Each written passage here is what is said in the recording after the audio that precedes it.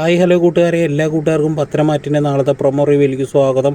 കനകയാണെങ്കിൽ കിച്ചണിൽ പപ്പടം വറുത്തുകൊണ്ട് തന്നെ ഹസ്ബൻഡിനോട് പറയുകയാണ്, നാളെ അവിടെ ഫംഗ്ഷൻ നടക്കുന്ന സമയത്തേ എൻ്റെ കണ്ണ് ആദർശിൻ്റെയും നയനയുടെയും അവളുടെ അമ്മായിമ്മയുടെയും മുഖത്തായിരിക്കും എന്ന് പറയുകയാണ്. പിന്നീട് കാണിക്കുന്നത് നമ്മുടെ ദേവേനയാണെങ്കിൽ സോഫയിൽ ഇരുന്നുകൊണ്ട് നയനേനെ ഇങ്ങനെ കൊഞ്ചിച്ച് ഓരോ കാര്യങ്ങളൊക്കെ ഇങ്ങനെ പറഞ്ഞുകൊണ്ടിരിക്കുന്ന സമയത്താണ് നമ്മുടെ കനക അങ്ങോട്ട് കയറി വരുന്നത്. കനകനെ കണ്ട വശം തന്നെ ദേവേനെ ചാടി എണീറ്റിട്ട് അറിയാത്ത മട്ടിന് ഇങ്ങനെ മാറി നിൽക്കുകയാണ് കേട്ടോ. പിന്നീട് കാണിക്കുന്നത് നമ്മുടെ അനാമികയാണെങ്കിൽ അച്ഛനോടും അമ്മയോടും പറയുകയാണ്, ഒരേ സമയം രണ്ട് കാര്യങ്ങൾ അവിടെ നടക്കണം.